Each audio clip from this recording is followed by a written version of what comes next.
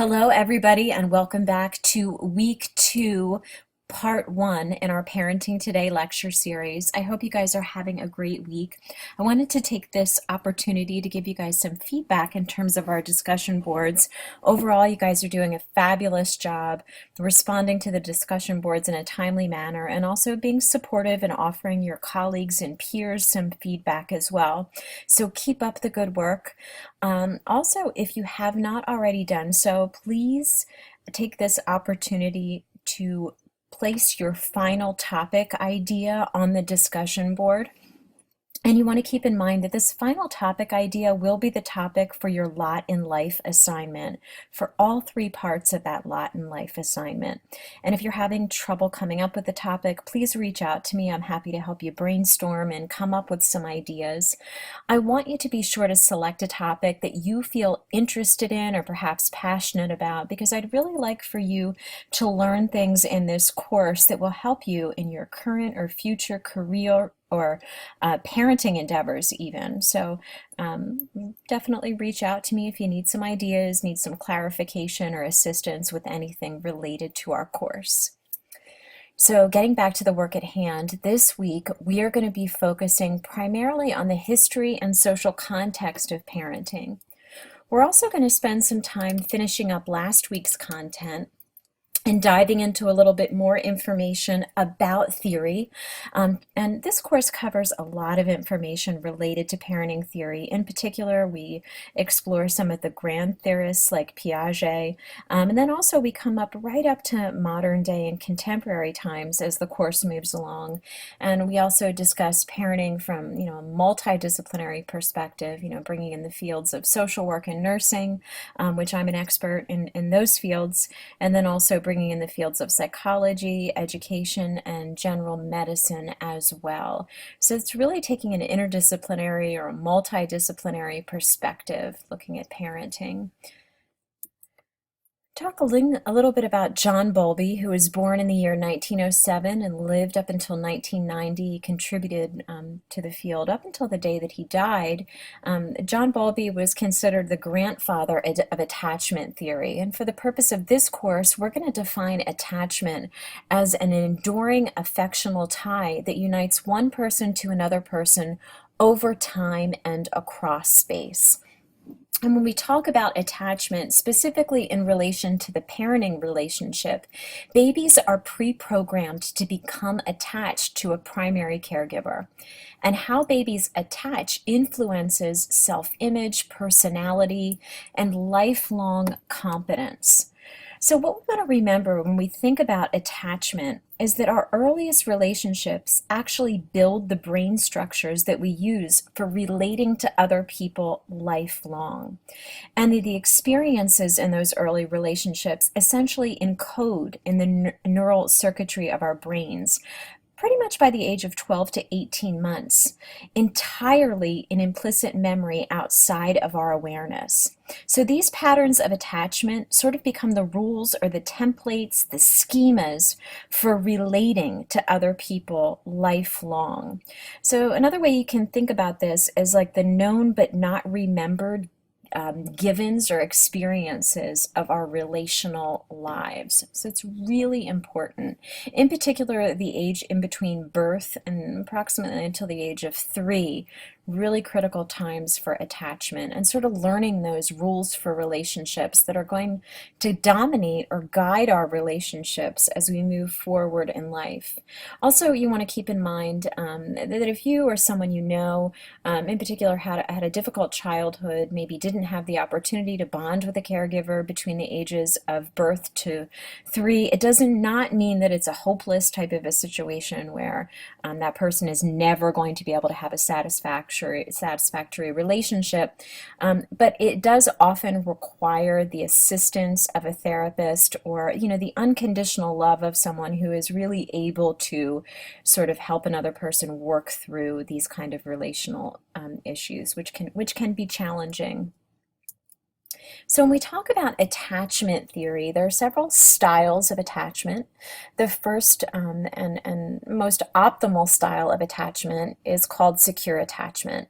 And that's when parents are accepting, emotionally available to the baby or child, and sensitive to the baby or child's needs. It also can look like babies being happy and secure, although not all the time, right? Babies are never happy and secure 100% of the time. They can tend to get grumpy when their unmet needs for diapering or food or sleep arise. Babies that are securely attached tend to be more curious in the environment, things that are going on around them. We also talk about insecure attachment, and there are several different types of insecure attachment that can manifest. There's the anxious avoidant type of attachment, anxious resistant type of attachment, or an disorganized, disoriented type of attachment. And in terms of relating to others lifelong, this disorganized, disoriented type of attachment can really be the most difficult type to work with. And disoriented, disorganized attachment is primarily a result of inconsistent parenting. So what do I mean by that? I mean by a parent that typically has mental health, substance abuse issues, or is otherwise unemotionally available, or maybe even not physically present or available. And patterns of behavior where that parent is available physically maybe one day and is loving toward the child in one moment, and then maybe in the next moment is very angry or completely withdrawn. So those inconsistent experiences can really result in disorganized, disoriented attachment style, which can be present as lifelong difficulties.